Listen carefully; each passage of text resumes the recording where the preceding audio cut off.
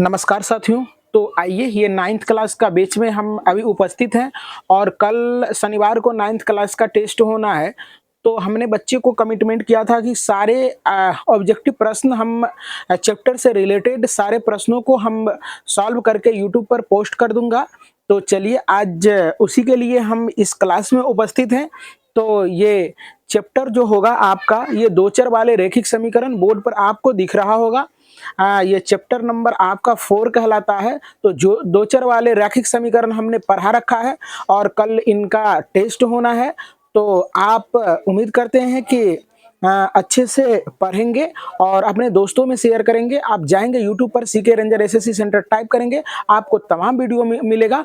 और अभी मैं तमाम बच्चों के पास अगर होगा कोई भी बुक ऑब्जेक्टिव का, तो आप आगे रखेंगे और हमसे पूछेंगे। इसके बाद आप क्या करेंगे, अगर आपके पास नहीं भी है बुक, तो हम सारे प्रश्नों को रीड करते जाएंगे और सवालों को करते चले जाएंगे। और आप क्या करेंगे, समझते चले जाएंगे। और हम सारे प्रश्नों को क्या करेंगे कि आपको वीडियो में लगा देंगे और वहां से आप रीड करके समझ सकते हैं। तो चलिए, बहुत बहुत धन्यवाद। करते हैं इस प्रश्नों को स्टार्ट।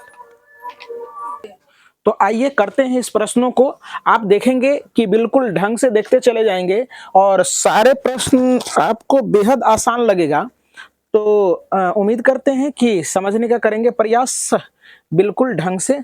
आप देखिए, इसमें से खोजना है, रीड कर दे रहे हैं कि नियामक 4,4 इसमें किस समीकरण का हल है।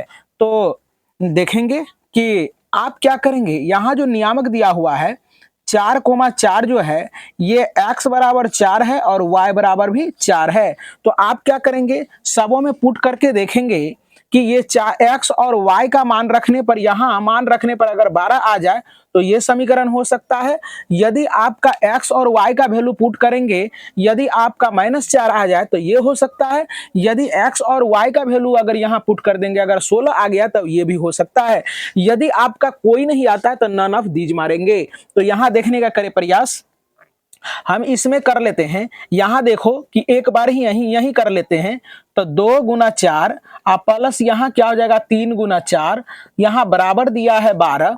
तो यहाँ क्या हो जाएगा कि 4 दूना 8 और प्लस यहाँ हो जाएगा 4 तिया 12 बराबर 12। तो देख रहे हैं कि यहाँ 12 8 को जोड़ेंगे तो ये 20 हो जाएगा। इसका मतलब ये हल नहीं होगा। इसके बाद आप इसमें कर लेंगे, यहाँ देखेंगे कि x का वैल्यू आपका ये 4 है। तो आप क्या करेंगे, 3 गुना आप करेंगे 4 और प्लस 2 गुना 4 कर लेंगे। तो यहाँ देखने के बाद क्या होता है कि 12 प्लस यहाँ हो जाएगा 4 दूना 8। तो 12 8 यहाँ 20 हो जाता है, यहाँ हो जाएगा 20। तो मेरे ख्याल से ये भी नहीं होगा। और यहाँ देखते हैं कि 2 गुना 4 करेंगे और यहाँ क्या हो जाएगा 3 गुना 4 करेंगे बराबर -4। तो यहाँ हो जाएगा 8 माइनस यहाँ 12 हो जाएगा बराबर -4। और -12 में से 8 चला जाएगा तो -4 बराबर -4 हो जाएगा। तो एवं प्रकार से आपको समझ में आ गया होगा कि आपका ऑप्शन नंबर सत्य होगा, बिल्कुल ये राइट होगा। तो कुछ बच्चे को अगर समझ में नहीं आया होगा तो फिर से इसको देखने का प्रयास करें। ये वैल्यू जो नियामक दिया है, जो कोऑर्डिनेट दिया गया है, तो आप क्या करेंगे, इस समीकरण सारे समीकरणों में क्या करेंगे, आप इसको बैठा के देखेंगे। यदि संतुष्ट करता है तो वही समीकरण आपका उत्तर हो जाएगा। तो अब 2 नंबर का प्रश्न को कर दे रहे हैं। 2 नंबर का प्रश्न आपका कह रहा है, क्या कह रहा है कि 2 नंबर का प्रश्न आपका कह रहा है, पढ़ दे रहे हैं। कहता है किस बिंदु का नियामक, कहता है जिस बिंदु का नियामक ए है वह बिंदु किस रेखा पर स्थित होगा, किस रेखा पर स्थित होगा। कहता है नियामक जो दिया है, नियामक आपका दिया है a, दिया है, यानी x का वैल्यू भी a हो गया और y का वैल्यू भी a हो गया। तो कहता है आपका ऑप्शन दिया गया है कि x अक्ष y अक्ष, कहता है रेखा x बराबर y। तो आपका ऑप्शन नंबर हो जाएगा सी हो जाएगा, आपका आंसर हो जाएगा, यानी x बराबर y हो जाएगा। कहने का मतलब है क्या कि x बराबर a है, यहां ध्यान से देखेंगे, यानी x बराबर a है और y बराबर भी a है। तो कहने का मतलब जब ग्राफ ऐसे जाएगा तब तो XO बराबर A होगा। ध्यान से देखने का प्रयास करें, ये डिस्टेंस बराबर होगा, यानी ये यहां से इसका डिस्टेंस और यहां से इसका डिस्टेंस बराबर होगा, फिर ये डिस्टेंस और ये डिस्टेंस बराबर होगा, यानी यहां अगर दो होगा, फिर यहां क्या हो जाएगा, अगर 3 हुआ तो ये भी 3 होगा। तो कहने का तात्पर्य ये है कि ए है, तो इसका मतलब दोनों कोऑर्डिनेट समान जब होता है तो वह मूल बिंदु से होकर जाता है, यानी x का वैल्यू a और y का वैल्यू a। ये ऑप्शन नंबर सी में दिया गया है। तो अब आगे चलते हैं, प्रश्न नंबर 3 देख रहे हैं। प्रश्न नंबर 3 में कहता है कि नियामक 2 पर x तथा y से निरूपित कितनी सरल रेखा का हल हो सकती है। कहता है कि ध्यान से सुनने का प्रयास करें। कहता है कि ये जो है ना x बराबर 1 है, x बराबर 1 है और y बराबर 2 दिया है। तो यदि आप इसको ऐसे मिलाते हैं, इसको मिलाते हैं, तो ये आपका 1 और 2 हो जाएगा। तो अब बताओ कि कहता है यहां से कितनी रेखा जा सकती है। तो एक ये हो जाएगा, दूसरी ये हो जाएगा, ये तीसरी हो जाएगा, चौथी हो जाएगा, ये पांचवी हो जाएगा, छठी होगा, एवं प्रकार से खींचते रह जाएंगे। तो ये आपका हो जाएगा अनंत हो जाएगा। तो देख लेते हैं, एक और सिर्फ 1, 2 अनगिनत। तो आपका ऑप्शन नंबर सी हो जाएगा, अनगिनत आप लिखेंगे। तब अब आगे प्रश्न करते हैं। कहता है बिंदु -4 और 5 तथा Q दिया है, -4 -6 को मिलाने वाली रेखा से जुड़ी कौन सी बात सत्य है। ध्यान से देखने का करें प्रयास। और यहाँ आपका जो है आपका ग्राफ भी दिया गया है, तो ध्यान से देखेंगे आपको समझ में बिल्कुल आएगा, है ना। और कहता किसके समानांतर होगा। तो 4 नंबर का प्रश्न देखने का करें प्रयास। कहता है कि P जो दिया है आपका, ये दिया है -4 और 5 दिया है, और दूसरा कोऑर्डिनेट जो दिया है आपका -4 और -6 दिया है। आप ध्यान से देखेंगे तो यदि आप x का वैल्यू देखो ध्यान से, 1 2 3 और 4 5 और यहाँ 6 लेते हैं, 1 2 3 4 5 और 6 लेते हैं, यहां हो जाएगा -1 -2 -3 -4 -5 और -6 है। यहाँ -1 -2 -3 -4 -5 और -6 करके लिखते हैं।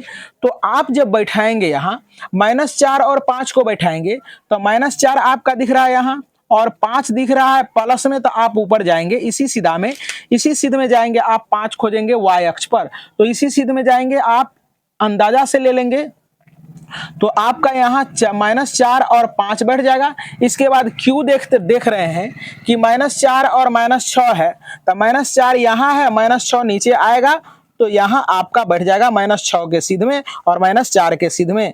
तो आपका ये हो जाएगा, और दोनों को जब आप मिला देंगे तो देख रहे हैं कि y अक्ष के ये क्या हो जाता है, समानांतर हो जाता है। ये देखिए समान डिस्टेंस बना के जा रही है, तो ये क्या होगा, y अक्ष के समानांतर। तो उम्मीद करते हैं कि ये जो है PQ रेखाखंड जो है कि y अक्ष के समानांतर होगा, तो आपका ऑप्शन नंबर ए चला जाएगा, ये ए हो जाएगा। अब आप चलेंगे बिल्कुल, आप 5वें नंबर पर चलेंगे। 5 नंबर का सवाल मैं रीड कर दे रहा हूं।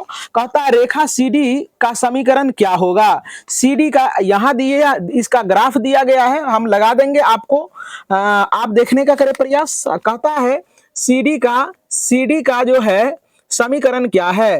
तो CD का जो है नियामक जो दिया है, CD यहाँ दिया हुआ है, आपको दिखेगा नहीं, हम लगा देंगे। तो C और D, CD का जो है ना CD रेखाखंड का नियामक दिया है 2 और 0। तो यहां देखना है कि ए ऑप्शन में दिया है आपका y बराबर 2x - 4 दिया है, इसके बाद b बराबर दिया है, थोड़ा सा हटा के हम लिख लेते हैं ताकि आपको इसी में समझाने में दिक्कत हमें नहीं होगी।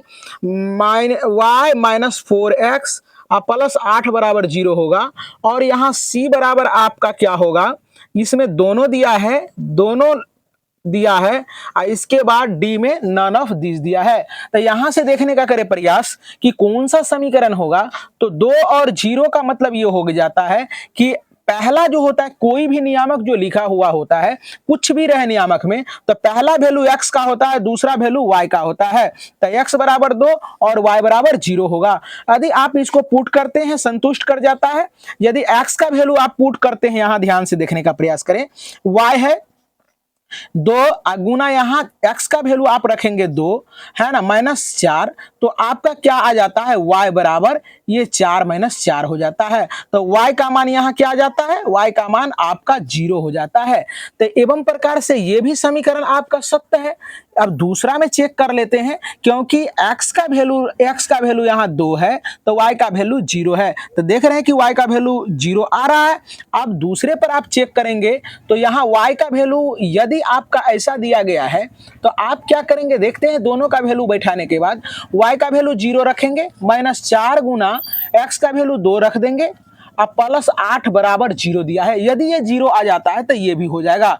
0 - 8 और +8 बराबर 0, इसका मतलब है कि ये -8 और +8 बराबर 0, इसका मतलब ये भी कट के क्या हो जाएगा, 0 0 के बराबर हो जाएगा। तो आप देख रहे हैं कि ये दोनों स्थिति में दोनों मान क्या होता है, समान होता है। यदि x का वैल्यू रख दे रहे हैं तो y का वैल्यू 0 आ जा रहा है। यदि हम x और y दोनों का वैल्यू रखते हैं तो दोनों स्थिति में क्या हो रहा है, 0 हो रहा है। इसका मतलब ये दोनों का दोनों संतुष्ट कर रहा है, तो दोनों आपका क्या हो जाएगा, सत्य हो जाएगा। अब आपका कह रहा है कि रेखा EF का समीकरण क्या होगा। EF कह रहा है, और EF आपका इसी ग्राफ में दिया गया है कि EF का क्या होगा। तो नियामक आपका दिया गया है 0 - 2 दिया है। ध्यान से देखने का प्रयास करें। A नंबर में आपका जो समीकरण दिया है, ये 2x + 3y + 6 बराबर 0 दिया गया है, और बी में आपका जो ऑप्शन दिया गया है, ये 3x + 2y + 6 बराबर 0 दे दिया है, और सी नंबर में जो आपका दिया है 2x + 3y - 6 बराबर 0 दिया गया है, और डी ऑप्शन जो आपका कह रहा है वो नन ऑफ दीज कह रहा है। तो ध्यान से देखने का प्रयास करें। मैं बार बार कह रहा हूं आपको कि ये आपका x का वैल्यू होता है, ये y का वैल्यू होता है। तो आप पुट करेंगे, देखेंगे कि दोनों मान रखने पर 0 आ जाता है, तो आपका यही समीकरण हो जाएगा। तो x का वैल्यू 2 गुना 0 करेंगे, और 3 गुना y का वैल्यू -2 है, और +6 बराबर 0, ये तो 0 हो जाएगा, ये -6 हो जाएगा, और यहाँ +6 हो जाएगा बराबर 0। तो ये कट के बराबर यहाँ 0 बराबर 0 आ जाता है। इसका मतलब है कि आपका जो है ना, ये सही है। और आंसर में भी देख लेते हैं कि ए दिया है, इसलिए बिल्कुल ये सत्य हो जाएगा। यदि कोई बच्चे को फिर से नहीं समझ में आया तो आप फिर से देखने का प्रयास करें। बिल्कुल आपको क्या करनी है कि x और y का वैल्यू पुट करनी है। यदि ये x और y का वैल्यू पुट करने के बाद ये 0 के बराबर आ जाता है, जिस समीकरण में ये वैल्यू रखने के बाद ये 0 के बराबर आ जाता है, यदि इसमें रखेंगे तो ये भी 0, x y का वैल्यू यहां रख दें, यदि 0 के बराबर आ जाए तो ये भी समीकरण हो सकता है। यदि x और y का मान ये वाला रख दें, यदि इस समय यहाँ 0 आ जाए तो ये भी हो सकता है। तो पहला ऑप्शन आपको मिल गया है, तो उम्मीद करते हैं कि आप विचलित नहीं होंगे और यही आपका उत्तर होगा। चलिए 7 नंबर प्रश्न कर लेते हैं। कहता है कि y/5 बराबर 1 का 2 चलिए एक घातीय समीकरण का रूप क्या होगा। ध्यान से देखने का प्रयास करें। y/5 बराबर शायद 1, हाँ 1 दिया है, तो इसका सॉल्यूशन कर ले तो बहुत आसान सी बात है। यहां से क्या करेंगे, y बराबर 5 लिख देंगे, और इसमें y बराबर 5 नहीं है तो आप क्या करेंगे इसको कि आप इसका जनरल फार्मूला क्या होता है, दो चर वाले रैखिक समीकरण का क्या होता है, दो चर वाले रैखिक समीकरण।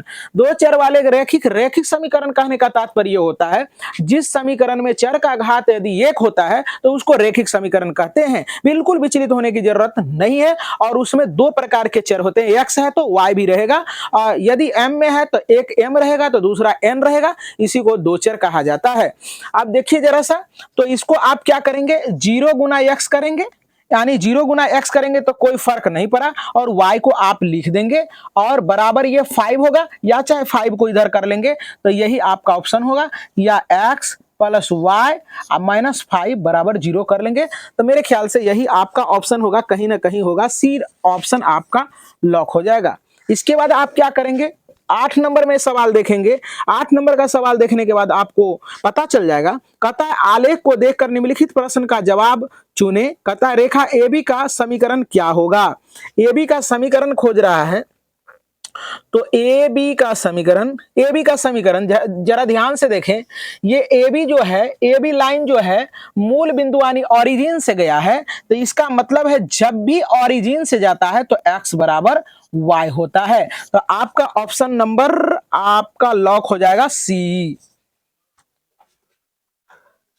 चलिए अब कहता है x-3 बराबर √2y दिया गया है।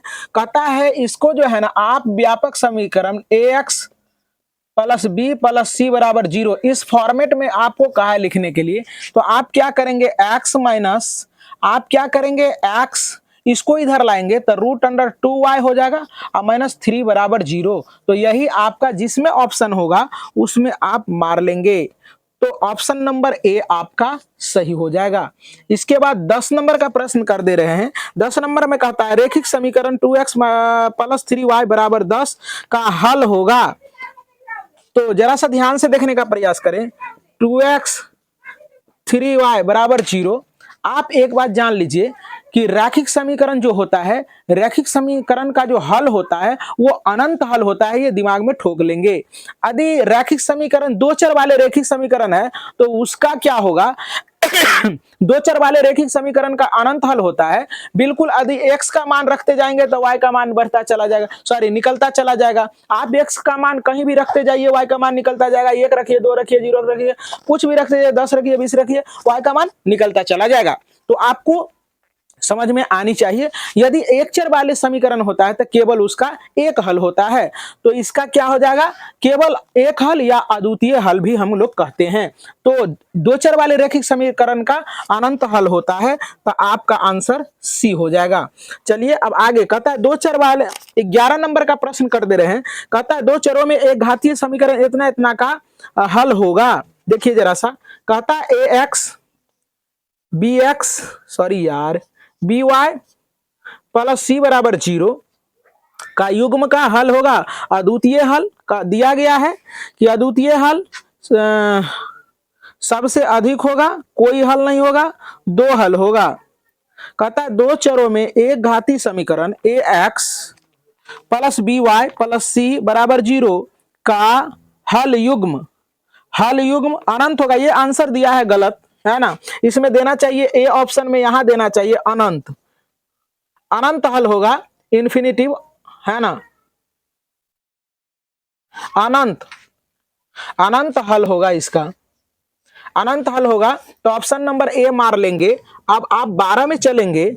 12 का प्रश्न आपका क्या कह रहा है, 12 का प्रश्न आपका ये कह रहा है, कहता है कि x/5 बराबर 3 का दो चरों में व्यापक समीकरण के रूप क्या होगा। जरा ध्यान से देखें कि x/3 बराबर आपका दिया है x/5 दिया गया है। कहता है व्यापक समीकरण क्या होगा, तो आप यहां से बाय क्रॉस करेंगे तो x बराबर आपका 15 होगा और यहाँ क्या हो जाएगा, x इधर आएगा ये, तो आप इसको प्लस आप 0y अब -15 बराबर 0 करके लिख सकते हैं, क्योंकि x जस का तस रह गया और y नहीं है तो आप उसको क्या करेंगे 0y लिख सकते हैं, और इसको आप इधर लाएंगे, बराबर के इधर लाएंगे तो -15 हो जाएगा।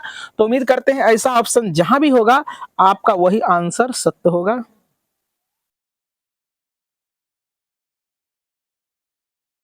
ऑप्शन नंबर आपका बी हो जाएगा, ऑप्शन नंबर बी दिया है। चलिए तो अब 13 नंबर का प्रश्न में चलते हैं। कहता है समीकरण इतना इतना में x का गुणांक क्या है। कहता है समीकरण 3x - 5y बराबर 17 में x तथा y का गुणांक क्या होगा। देखो जरा ध्यान से, बहुत अच्छा सवाल दिया गया है। 3x - 5y बराबर 17 दिया है, x का गुणांक हो गया 3 और y का गुणांक हो गया -5, यही आपका उत्तर हो जाएगा। तो उम्मीद करते हैं आपका ऑप्शन नंबर ए हो जाएगा। चलिए अब लगातार चलते चलते आगे हम लोग 14 नंबर पर समीकरण दिया गया है। देखिए ध्यान से, बहुत आसान सारे प्रश्न है। x5 और बराबर √5y दिया गया है। कहता है व्यापक रूप लिखने के लिए, ये तो आसान कहानी है, इसको आप इधर लाएंगे। व्यापक फॉर्म जो होता है ax plus by plus c बराबर 0 होता है, आप इस फॉर्मेट में लिखने का प्रयास करें तो ये x इसको इधर लाएंगे तो प्लस हो जाएगा √5y -5 बराबर 0 हो जाएगा। तो ये जहां ऑप्शन आपका है वो आपका आंसर हो जाएगा। ऑप्शन नंबर आपका बी चला जाएगा। गुड। चलिए अब आगे चलते हैं, 15 नंबर का सवाल करते हैं। 15 नंबर का सवाल आपका कह रहा है कि समीकरण y बराबर ax प्लस 5 का हल 3 11 है तो a का मान क्या होगा। ध्यान से देखने का करिए प्रयास कि नियामक जो दिया है 3 और 11 दिया है, तो ax प्लस 5 आप क्या करेंगे, यहां ध्यान से देखिए, x का वैल्यू आपका 3 हो गया और y का वैल्यू आपका 11 हो गया। तो x का वैल्यू आप यहां क्या करेंगे, 11 पुट करेंगे y के जगह पर और बराबर a गुना इसके जगह पर 3 पुट करेंगे और 5, तो यहां होगा 11, यहां हो गया 3a प्लस 5 हो जाएगा, ये इधर आएगा तो 11 माइनस 5 बराबर 3a होगा और इससे ये घट जाएगा तो 6 हो जाएगा और 3 ये यहां होगा और 6/3 बराबर a होगा। इंप्लाइज दैट का चिन्ह दे देंगे। ऐसे आप ऑब्जेक्टिव बना रहे हैं, नहीं भी देंगे कोई दिक्कत की बात नहीं है। चलो इसीलिए आपका क्या हो जाएगा, 3 दूना 6, a बराबर 2 हो जाएगा। तो उम्मीद करते हैं आपको समझ में आ गया, ऑप्शन नंबर बी हो जाएगा। 16 नंबर कर लेते हैं। 6x दिया गया है कि 6x माइनस वाई बराबर 0 है और कहता है इसका नियामक जो दिया गया है वो दिया है 0 और y दिया है। तो कहता है के बारे आलेख के बारे में आप कौन सा कथन को सत्य मानेंगे। तो जरा ध्यान से देखने का करें प्रयास। यहाँ x का y का जो वैल्यू है, ध्यान से देखेंगे, y दिया है, x का वैल्यू 0 दिया है। तो देखो तो 6 गुना x का वैल्यू 0 आप रखेंगे, y बराबर 0 हो जाएगा, ये 0 हो जाएगा और माइनस y बराबर 0 हो जाएगा। तो यहां देख रहे हैं क्या कि y बराबर भी यहां 0 हो जाएगा। इसका मतलब कि x और y 0 हो गया, इसका मतलब ये मूल बिंदु से होकर जाएगी। ये जो है ग्राफ जो है ना, ये ओरिजिन से जाएगी क्योंकि मूल बिंदु का नियामक 0 0 होता है। तो आपका ऑप्शन देख लेते हैं, कहता है आलेख मूल बिंदु से गुजरेगा, बिल्कुल सही बात है, ए नंबर हो जाएगा, आलेख मूल बिंदु से होकर गुजरेगा। चलिए अब आगे करते हैं, के का मान, बहुत अच्छा सवाल दिया गया है। तो चलिए अब 17 नंबर में चलते हैं। दिया है 6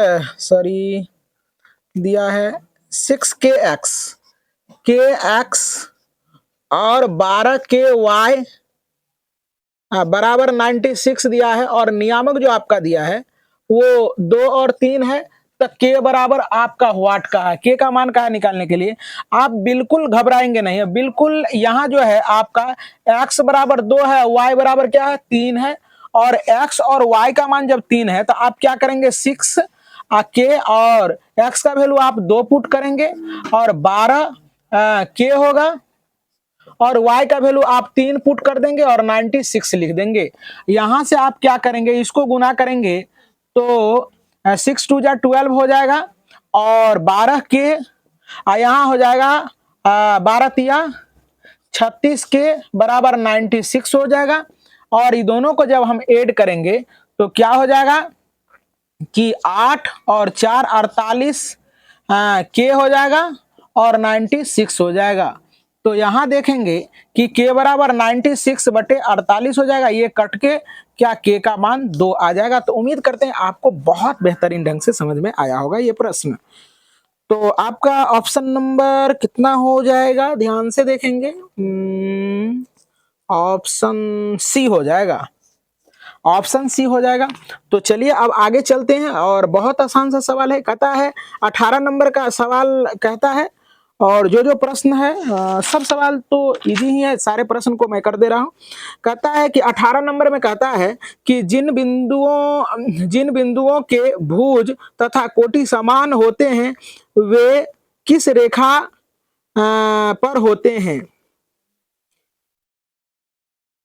x अक्ष, y अक्ष, कहता है दोनों अक्षों के समदूरस्थ। देखो कहता है यदि कोटि और भुज समान है, यानी एक्स वाले को भुज हम लोग कहते हैं और वाई वाले को कोटि कहते हैं। तो कोटि और भुज जैसे दोनों समान है तो वो क्या होता है कि ध्यान से देखेंगे तो ये क्या होता है, एक्स वाई रेखा के समदूरस्थ होते। वो कैसे होता है ये ध्यान से देखने का प्रयास करेंगे और 10th क्लास के बच्चे भी इसको अगर समझ लें तो उसके लिए ज्यादा बेहतरीन होगा मेरे ख्याल से। तो ये क्या होता है देख रहे हैं कि ये रेखा क्या है, ये रेखा देख रहे हैं कि इससे भी समदूरस्थ, इससे भी समदूरस्थ। ये बनाने के लिए हमारा क्या हो जाता है कि हम ऐसे बनाए हैं, लेकिन इंची टेप से जब आप करेंगे तो ये बराबर होगा। तो आपका ऑप्शन हो जाएगा आपका दोनों रेखाओं के समदूरस्थ, यानी ऑप्शन नंबर आपका सी चला जाएगा, यानी एक्स और y के समदूरस्थ होगा। अब अगला प्रश्न कहता है 19 नंबर कह रहा है कि x बराबर y है तो किस बिंदु के रूप में कौन सा सही है।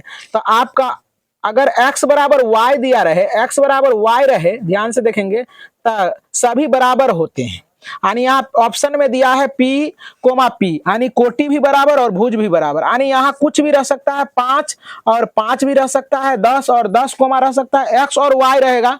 एक बार ध्यान से देखेंगे और सुनने का प्रयास करेंगे कि यदि नियामक बराबर है तो x और y का वैल्यू बराबर होता है। यदि x और y बराबर दिया है तो कहीं ना कहीं नियामक बराबर होगा। ऑप्शन में आपका दिया रहेगा 10-10 रहेगा तो 10-10 मारेंगे, 20-20 रहेगा 20-20 मारेंगे, ए रहेगा ए मारेंगे। तो ये सारी चीजें आप ध्यान में रखेंगे और बिल्कुल आपको दिक्कत नहीं आने वाली है। तो चलिए अब हम चलते हैं 20 नंबर का प्रश्न करते हैं। 20 नंबर में कहता है किसी रेखा y बराबर 4 के लिए 4 के लिए इनमें से कौन सा कथन सत्य है। 1 नंबर में देखिए कि ध्यान से देखने का प्रयास करें, बहुत आसान सा प्रश्न है। y बराबर 4 दिया है, y बराबर 4 दिया तो इससे होगा, तो ये हम मुजवानी ही कर देते हैं, x अक्ष के समानांतर होगा। अब देखते हैं ये है या नहीं है। कहता यह रेखा मूल बिंदु से गुजरेगा, नहीं, बिल्कुल गलत बात है। यह रेखा x अक्ष के समानांतर हो जाएगा, यानी बी ऑप्शन हो जाएगा। अब कहता है 21 नंबर में कहता है समीकरण 3x प्लस 9 के कितने हल होंगे। तो देखो जरा सा, 3x प्लस 9 बराबर 0 के कितने हल होंगे, कितने हल होंगे। तो कितने हल नहीं होंगे, ये 3 3 हो जाए 9, ये आंसर भी गलत दिया गया है, केवल एक हल होंगे, इसको लिखना चाहिए। तो ये ऐसे करेंगे इसको और इसको भेज देंगे उधर, तो 9 हो जाएगा। x बराबर क्या हो जाएगा, -9/3, 3 3 जा 9, x बराबर -3 हो जाएगा, केवल एक हल होगा। तो आपका ऑप्शन जो है, ऑप्शन आपका सारा गलत दिया गया है, तो आपका ऑप्शन हो जाएगा -3, सी होना चाहिए, सी लगना चाहिए। अब आपका 22 नंबर में देखेंगे, 22 नंबर में कहता है कि समीकरण 2x प्लस 3y बराबर 14 है। तो कहता है कौन सा नियामक इसके लिए संतुष्ट करेगा, है ना। तो कौन सा नियामक संतुष्ट करेगा, तो पहला नियामक है 2.5 कोमा 3 है। देखते हैं, ये देखो जरा सा इसमें पुट करेंगे तो 2 गुना 2.5 3, यहाँ 14 है शायद, कितना 4, हाँ सारे 4 ही दिया है। चलिए 14 नहीं है, 4 ही है। 22 का क्या है, नहीं 4 नहीं, समीकरण नहीं, ये 14 दिया है। चलिए तो यहाँ क्या करेंगे, यहाँ हो जाएगा 3, देखते हैं ये 14 पुरता नहीं, मतलब कि 2.5 दूना 5 हो जाएगा और 3 तिया 9 हो जाएगा बराबर 14। देखते हैं 9 5 14 बराबर 14, इसका मतलब ऑप्शन नंबर ए हो जाएगा, आपका लॉक हो जाएगा। बिल्कुल आसान सा प्रश्न है, यानी आपका ये नियामक उत्तर हो जाएगा। करने का प्रयास करें, x - 2y बराबर आपका दिया है 4। अब कहता है इसमें से कौन सा नियामक सत्य होगा, तो आप पुट करके देख लें। पहला दिया है आपका 0 और 2 दिया है, तो आप पुट करेंगे तो x का वैल्यू 0 - 2 गुना 4 बराबर 4, सॉरी यहाँ 2 हो जाएगा। तो यहाँ देख रहे हैं -4 बराबर 4 आ रहा है, इसका मतलब ये बराबर नहीं है, तो ये आपका गलत हो जाएगा। आप देखते हैं कि यहाँ आप पुट करेंगे 2 और 0 पुट करके देखें तो यहाँ देखो, यहाँ 2 हो जाएगा और माइनस आप 2 पुट करेंगे तो ये भी तो होने वाला नहीं है, यानी ये भी नहीं होगा मेरे ख्याल से। यहाँ देखो 2 होगा और 2 गुना 0 होगा बराबर यहाँ 4 न दिया है, तो यहाँ 2 बराबर आपका क्या हो जाएगा 4। इसका मतलब ये भी नियामक इसके लिए संतुष्ट नहीं कर रहा है। अब आप आगे बढ़ते चले जाएंगे, 8 और यहाँ 2 है, यानी x का वैल्यू 8 है, y का वैल्यू 2 है, तो आप यहाँ 8 माइनस 2 गुना 2 बराबर 4। तो यहाँ क्या करेंगे 8 यहाँ हो जाएगा 4 बराबर 4। तो यहाँ देखो 8 में से 4 चला जाएगा तो 4 बराबर 4। इसका मतलब ऑप्शन यही हो जाएगा। तो आपका ऑप्शन सी लॉक हो जाएगा। अब आपका क्या कह रहा है कि 24 नंबर प्रश्न क्या कह रहा है। 24 नंबर प्रश्न आपका ये कहता है कि 24 नंबर कहता है 3x कितने हल हैं। इसमें कह रहा है कि कितने हल है 3x प्लस 5y बराबर 12। तो इसका अनंत हल हो जाएगा ऑप्शन नंबर डी, इन्फिनिटिव दिया है तो यही हो जाएगा। अब देखिए 25 नंबर कहता है सी और 2 समीकरण इतना इतना, सी नियामक दिया है सी 2 समीकरण 2x प्लस 3y बराबर 10 में सी का मान क्या होगा। बहुत आसान सवाल है। सी कोमा 2 दिया है और कहता है सी बराबर आपका व्हाट है। अब कह रहा है क्या कि प्रश्न कह रहा है आपका सी का वैल्यू निकालने के लिए, तो 2x 3y बराबर 10 है। तो आप क्या करेंगे यहाँ 2x के जगह पर c है तो c पुट कर देंगे और y के जगह पर 2 है तो 2 पुट करेंगे, 10 हो जाएगा। यहाँ 2c प्लस 6 बराबर 10 हो जाएगा। तो 2c बराबर ये उधर जाएगा तो 10 माइनस 6 हो जाएगा। 2c बराबर यहाँ 4 हो जाएगा तो c बराबर 4/2 यानी c बराबर 2 हो जाएगा। तो आपका ऑप्शन लॉक हो जाएगा, बी हो जाएगा आपका ऑप्शन। अब 26 नंबर में के का मान कहता है और सारे प्रश्न तो इधर आसान ही दिया गया है और बिल्कुल आसान है। तो हम अब रात्रि बहुत ज्यादा हो चुका है तो अब एक टाइप का प्रश्न आपको कर दे रहे हैं ताकि आपको दिक्कत ना हो। ये 30 नंबर का देखिए जरा सा अलग टाइप का सवाल है। 28 कर दे रहे हैं। 28 में कहता है कि ax प्लस बी बराबर 0, तो कहता है कौन सा ऑप्शन सत्य होगा। यानी ए डज नॉट इक्वल टू 0 होगा। यानी ए का मान अगर 0 होता है तो बी केवल बचेगा, अचल पद बच जाएगा, इसलिए आपका ये होगा। यानी ये अचल पद नहीं बचना चाहिए, चल बचना चाहिए। यानी ए का मान 0 के बराबर नहीं होना चाहिए। आपका ऑप्शन ए हो जाएगा। अब अगला प्रश्न कह रहा है कि ए एक्स दिया है, ये तो कर चुके हैं। b बराबर 0 कहता है हल होंगे, तो इसका अनंत हल होंगे। अब अगला देख लो 30 नंबर प्रश्न कर दे रहे हैं। कहता है कि अद्वितीय हल इनमें से कौन सा है ना। अद्वितीय हल इनमें से कहता है इसका अद्वितीय हल मतलब केवल एक हल। तो ax प्लस बी बराबर 0, तो यहाँ क्या करेंगे ax रहने देंगे, इसको उधर ले जाएंगे तो b हो जाएगा, x बराबर माइनस बी बटे a हो जाएगा। तो आपका यही उत्तर हो जाएगा। तो ऑप्शन नंबर आपका सी लॉक हो जाएगा। तो उम्मीद करते हैं कि सारे प्रश्नों को हमने कर दिया है और अभी ये सारे वीडियो यूट्यूब पर अपलोड हो जाएगा और तमाम बच्चे देखेंगे और अपने दोस्तों में शेयर करेंगे। और कल अच्छे टेस्ट आपका अच्छा जाना चाहिए और रविवार को करेक्शन होता है और सोमवार को उम्मीद करते हैं कि आपका रिजल्ट अच्छा हो। बहुत बहुत धन्यवाद।